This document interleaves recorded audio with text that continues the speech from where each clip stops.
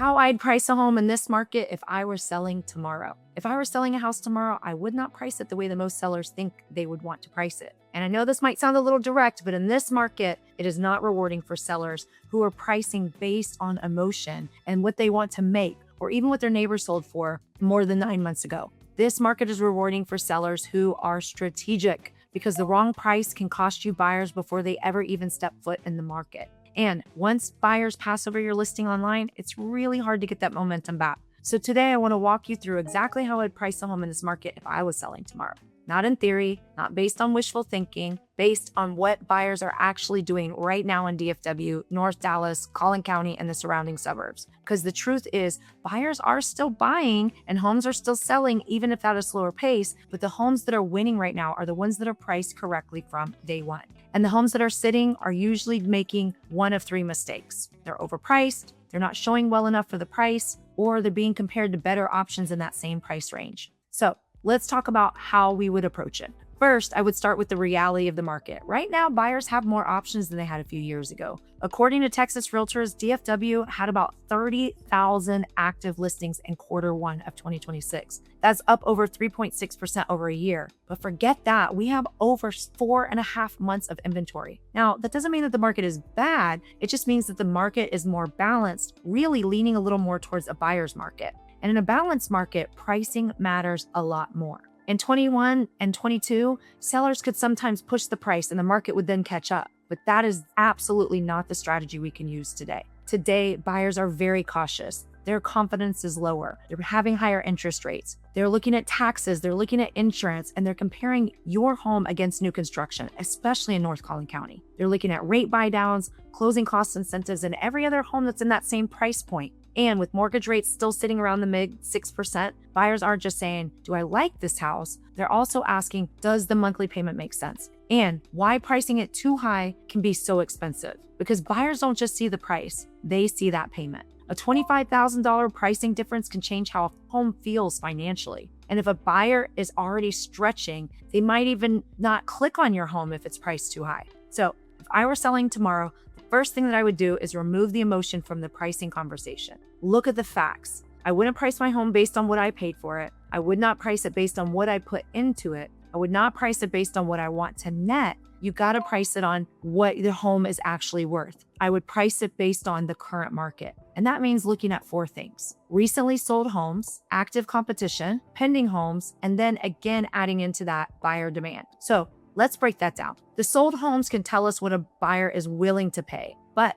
there's a catch. If the home sold 6 months ago, that data may already be too old depending on the neighborhood and the price point. So I'm looking at, what did the house sell for in the last 30 to 90 days? I want to compare homes that are truly similar. Same neighborhood if possible, similar square footage, similar lot size, similar age, similar updates, similar condition, similar school zones, similar buyer pool. Because a 3,200 square foot home in McKinney is not automatically comparable to a 3,200 square foot home in Frisco, Prosper, Plano, or Salina. And the finishes matter. The floor plan matters. The builder does matter. The neighborhood matters. The commute matters. The school zone matters. The inventory around it also matters. But this is where sellers can get into trouble. They find the highest sale in the neighborhood and they said, well, this one sold for that, mine should too. But when they take a closer look, that home may have had a remodeled bathroom or a kitchen, a pool, a bigger lot, newer windows, better curb appeal. It might have had fewer competing listings at the time that it sold.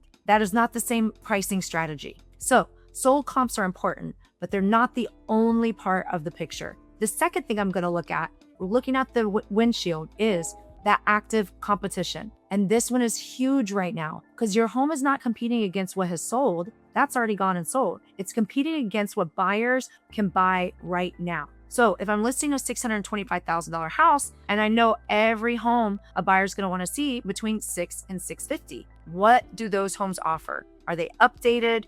Do they have a pool? Do they back to a road? Are they staged? Are they vacant? Do they have builder incentives involved? How long has it been on the market? Have they reduced the price already? That's what buyers are looking for. And sometimes the right price is not about the cheapest. It's about being the best value. This is a difference. I don't believe in just underpricing a home to give it away. No way. That's not the goal. The goal is to price it so that the buyers feel the urgency. I want a buyer to look at the home and say, hey, this one makes sense. We need to see it. And that's how you create activity. And the activity is what creates the leverage. If you list too high, you might get views online, but you're not going to have showings. Or you might get showings, but you don't have any offers. And when the home sits, buyers start asking a different question. They stop asking, how do we win this house? And they start asking, what's wrong with it? That shift matters. Because once a listing starts to feel stale, your negotiating position, it does change. Now buyers feel like they have time. They feel like they can ask for more. They can come in lower on the price. They can ask for incentives. And sometimes the seller ends up taking even less than they would have if they would have priced it correctly from the beginning.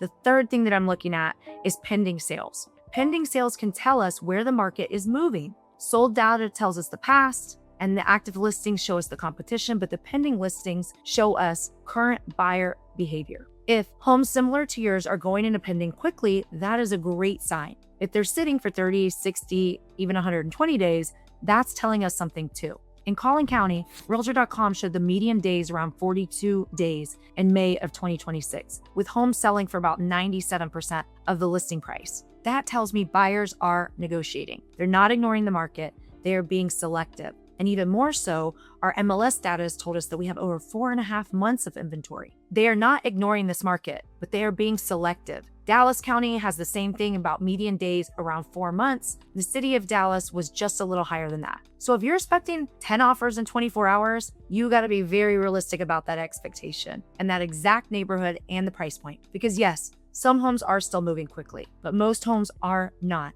This isn't a one-size-fits-all market. That's actually the biggest point I want sellers to understand. DFW is not one market. McKinney is different from Prosper. Prosper is different from Frisco. Frisco is different from Plano. Salina is different from Dallas. And even inside one city, every neighborhood is different. One could be moving quite fastly while another neighborhood is sitting. So if I were selling tomorrow, I make sure that I'm looking at the micro market pricing strategy, not a general DFW pricing strategy. The fourth thing that I would look at is buyer demand. And this is where I would ask, how many buyers are searching in this price range? How much inventory do they have to choose from? And are we in the same price point that buyers are stretching to? Are we with competing new construction? That's a huge one here. Are relocating buyers active? Are school calendars affecting the urgency? Are buyers asking for concessions? Are homes going under contract with price reductions? This is where the experience matters because the numbers tell part of the story, but the buyer behavior really tells the rest. For example, a home under $400,000 may have a completely different buyer pool than a home that's under $850,000. A buyer at $400,000 might be very payment sensitive, where a buyer at $850,000 may be more focused on the condition, the location, whether it feels like the home is worth the premium. A luxury buyer may take longer. They also are going to pay strong money for the right property if it checks all the right boxes. So the pricing strategy has to match the buyer. Now, let's look at what I would not do. I would not test the market with a higher price to see what happens. I hear sellers saying this all the time. Can we just start higher and then come down later? Well, yeah, technically we can do that. But strategically, that can be risky because your best activity usually happens within the first few weeks being on the market. That's when your listing is fresh. That's when buyers who have alerts turned on are seeing the home for the first time. And that's when agents are sending it to their clients. That is when you're going to have the most attention. You waste that window on the wrong price, you might not get a second chance for the same level of exposure. Price reductions can help, but they don't always recreate the original launch energy. And buyers notice reductions. Sometimes the reduction makes a buyer more interested, but sometimes it makes them wonder, how low will you go? You know the song. That is why I would rather price with precision from the start. If data supports $600,000, we're not going to list at $650 just because we hope someone falls in love with it. We may start around $599.9 or $605, depending on the search brackets, competition, and condition. But I'm not going to ignore the market because buyers now are too informed. They're looking at Zillow, Redfin, MLS, price history, oh my gosh, AI, tax records, and every comparable home around you. They know when something feels off. So here's how I would price it. I'd find the realistic value range first, not one number, a range. Let's say that the data tells us that your home is worth somewhere between $590 and $610. Then I'd look at the competition and I'd ask, where do we need to land so that we have the most compelling option? If the homes are best listed at $615 and they're sitting, I probably don't want to be at $615. If the homes at $599 are getting strong showings, then I want to understand why. If a home at $589 went under contract in 4 days, I want to know if it was because it was underpriced, updated, had multiple offers, or was it just a better location? Then I would decide whether we should price at the top of the range, middle of the range, or slightly more aggressive. If the home is updated, staged beautifully in high demand neighborhood, and there's limited competition, then of course we want to price that confidently. The home needs a little bit of work, older finishes, it backs to a busy road, has a difficult floor plan, or it's competing with a lot of inventory, we've got to price more strategically because condition does matter. And in today's market, buyers are not giving sellers as much grace on the condition. If you're paying today's interest rates, they don't want to walk in and feel like they also got to spend another $50,000 right away. That doesn't mean that every home needs to be a full remodel, but it does mean that presentation of your listing does matter. Paint matters, repairs matter, lighting matters, staging matters, photography, smell, curb appeal. The cleaner and the more ready that the home feels, the more confident the buyer is going to feel about the price. Now, if I listed my home and I wasn't getting showings, I would respond quickly. You don't necessarily need to wait 60 days. If we launch and the online views are decent, showings are a little bit slower, that means the buyers could be rejecting the price before they ever even walk in. It could be price, photos, location, condition, or competition. And if we're getting showings and no offers, that usually means buyers are interested enough to come see the property. Something's not matching their expectation. That could be price, it could be the condition or the layout of the home. It could be feedback like carpet, paint, repairs, the yard, or the home just didn't feel as good in person as they thought it did online. So I would look at the data after the first 7 to 10 days. How many online views? How many saves? How many showings? What is that feedback?